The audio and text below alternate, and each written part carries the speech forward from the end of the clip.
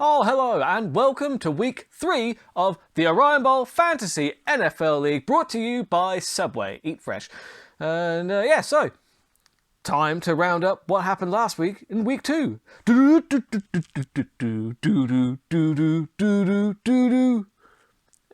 well, you know, you can hear the song in your head now, can't you? Yeah, you can hear it. It's fine. But yeah, so anyway, last week. First, let's just focus on the Baltimore Ravens as we get into coaches' questions with the head coach of the Baltimore Ravens, Mr. Burt Green. Let me just put on my coaching glasses here. Oh, hi there. Didn't see you come in.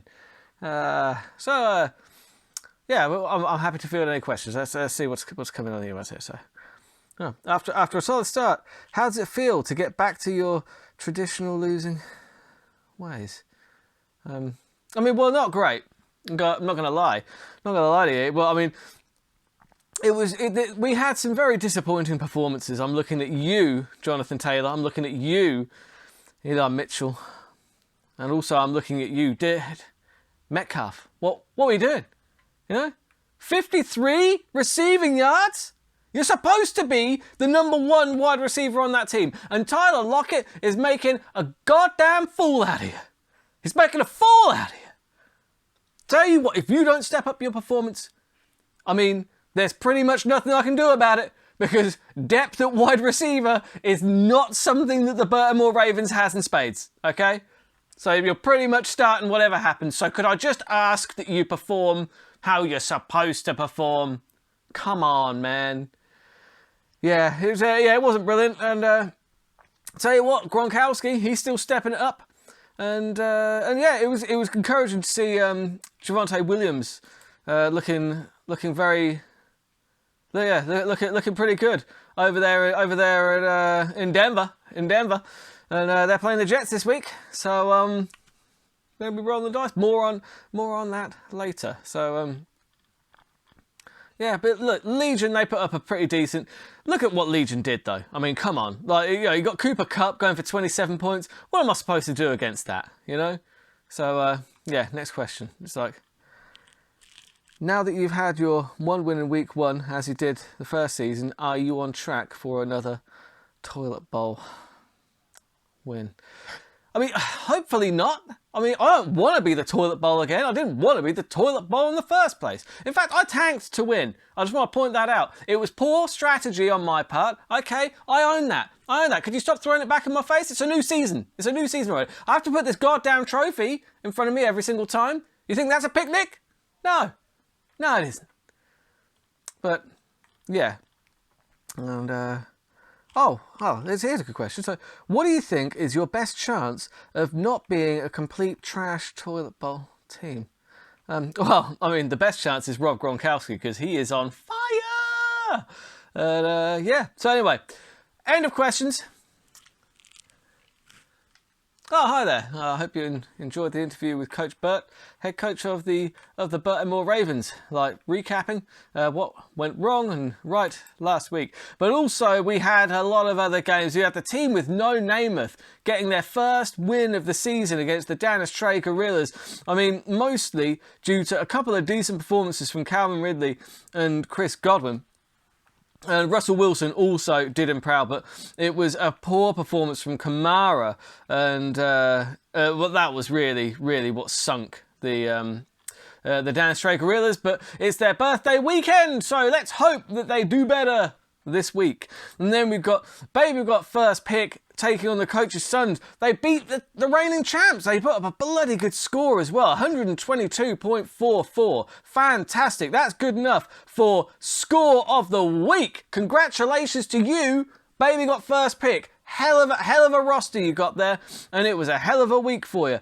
Tom Brady putting up ridiculous numbers. Tyler Lockett, as I previously mentioned, is taking all of the balls away from, he's just grabbing all them balls, isn't he? He's grabbed all them balls and he's taken them away from DK Metcalf, which is terrible for me, but yeah.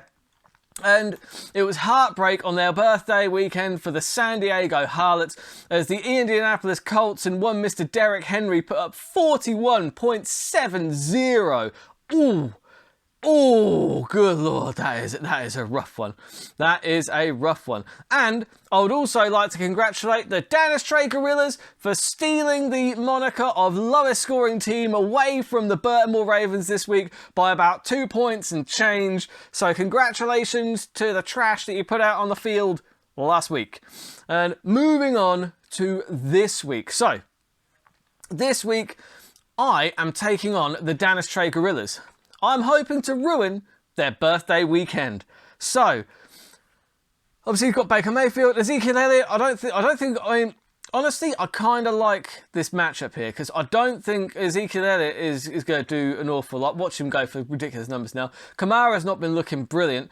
Whereas, I've decided to throw a couple of curveballs out here because... look, I'm kind of... basically, Rob Gronkowski is carrying my team at the moment. Do I think he's going to go for another 2-touchdown game? Is he going to go for the third consecutive 2-touchdown game of the season? Who knows? I'll settle for just one and some yardage, if I'm honest. But really, what I need is Samuel. Samuel's still getting a lot of receptions in San Francisco, and that's what drew me to him in the first place, because of the amount of targets he gets. So I would like DK Metcalf to get some more targets. I'd like him to grab some of them balls and take them away from Tyler Lockett, please. Could you please just play like the wide receiver you're meant to be? God damn it, Metcalf. And I'm also playing the matchups with my running backs, and my running backs were very disappointing last week. So I've decided to bench Jonathan Taylor, and Mitchell was an easy decision because he's actually doubtful for this week as well. But I like the matchup for Mike Davis in Atlanta. He's playing against the New York Giants, and he is still the number one back in Atlanta. I know there's another fella, I forget his name. I think the team with no name have him. Also, I'll get to them shortly. But yeah, I think Davis should have a pretty good game against the Giants, at least fingers crossed. That is what I am hoping for. And Javonte Williams, he's getting more and more touches. He's splitting those touches with Melvin Gordon in Denver, and he's getting more and more of the ball, and he's looking more and more impressive every single time. So I think the time is now to put him in my lineup as RB number 2. Javonte Williams, welcome to the starting lineup. I look forward to reaping all of the points from that juicy matchup against the New York Jets. You can't even see the logo here, but you don't need to. That's an NFL logo. That's a Nike logo. Can't even see that. There it is. There's just there's the New York Jets, who are just a sieve of points for fantasy owners. So yeah, honestly, am I predicted to win this one? I don't even know. I think I'm predicted to edge it, but yeah, I mean, honestly, anything can happen in fantasy football, and also, it is the Gorillas' birthday weekend, so I wouldn't completely hate it if they beat me. You know, happy birthday. Wish you all the best. My birthday gift to you, Dennis Trey Gorillas, is I am going to pick myself to win this one, which means I am guaranteed to lose. And then let's have a look at the coach's sons. Can the coach's sons get their first win of the season? The reigning champions, the regular season champions. They've got the belt, they've got the trophy, they've got the ring. They have none of those things yet, because I'm really sorry, Coach Dan, I haven't made it across to you to drop them off. Maybe you should come over to we've got a great pub in the village that has like the upstairs and the projector for all of the red zone. You should come over. It's fantastic. You'll leave with a trophy, a belt, and an Orion Bowl ring. But yeah. Anyway, it's not looking great for the coach's sons, admittedly, because he's going to get my first ever Crying Man of the Week award. What? Do you remember this guy? He was on some sort of talk show, and he was like, I can't do the actual video, but I've got a picture of him here, because Christian McCaffrey is down. He's down again. He's out now. I don't know how serious the injury is, but I mean, when you've got one of your best players who is out, I mean, Lamar Jackson is questionable, but let's be real, he'll play. Luckily, I mean, you've got some options. I mean, you've got Kareem Hunt, you've got Edwards, hell yeah. I mean, he's not... I wasn't so impressed by Edwards, hell yeah. But I mean, you're going to have to put him in, really. I think although, yeah, well, you can't take Christian McCaffrey out now. I bet you wish you could. I bet you wish you could. Melvin Gordon, who's going to be splitting the backfield with my man Javonte Williams against the Jets. That should be a solid matchup for you. But the problem is, you're going up against the Legion. And the Legion have got Rodgers, who is back on form.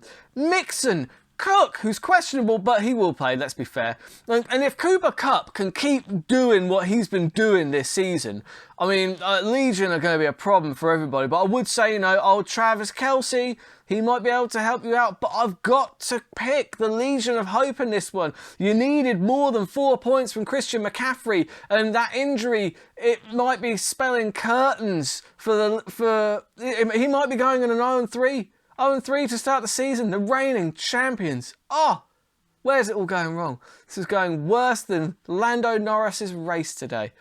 Sorry, spoiler alert. Oh, sorry. Anyway, Indianapolis Colts against the team with no Namath. The team with no Namath are also looking. Who else is Owen? Oh no, it's the Harlots. Sorry, yeah. Anyway, team with no Namath, 1-1. They got back into the win column last week. The Indianapolis Colts, though, good Lord, that is a scary looking lineup, isn't it? Look at it. We've got Kyler Murray, Derrick Henry, G. Harris, Tyreek Hill, like AJ Brown, Mark Andrews. Oh my God, that is ridiculous. That is such a crazy, crazy roster. How did we let him have all those players, guys? We have gone and dropped the ball there, haven't we? We've gone and dropped the ball. Much like most of my players will be doing today. But yeah, anyway. Russell Wilson, got Carson, Sanders, Calvin Ridley's, he's good for some numbers. CD Lamb has also been looking good for the team with no Namath. Other than that, yeah, Marquise Brown, he's questionable, but he is way better than he was last week. Waller is a hell of a tight end as well. Really, really good tight end for the team with no Namath. But honestly, I don't see many people beating that lineup of the Indianapolis Colts this season, and I don't think this week's going to be any exception. I don't think team with no Namath are the team to take out the Indianapolis Colts, so I'm going to be picking the Colts in this matchup. And then we have the San Diego Harlots going up against Baby Got First Pick.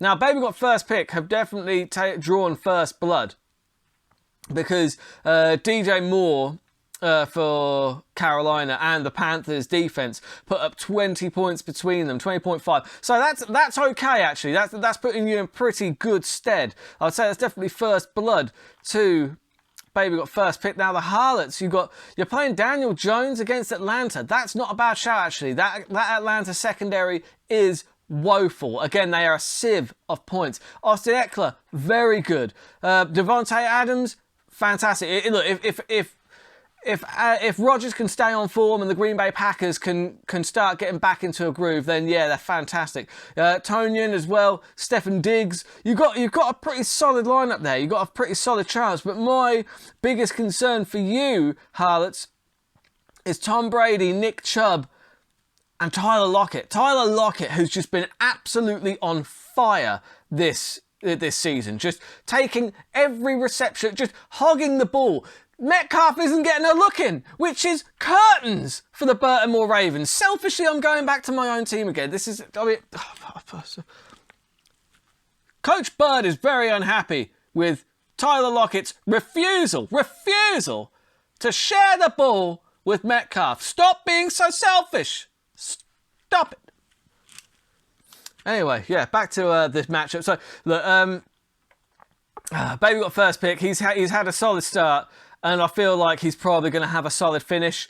I'm going to take Baby Got First Pick to beat the San Diego Harlots. And that is all of the matchups this week. And yeah, so that's it for this week. All that's left to do is submit your lineups, make sure that they are in, make sure you've got no injured players playing. And yeah, best of luck to you. And I'll see you same time, same place next week on the Orion Bowl.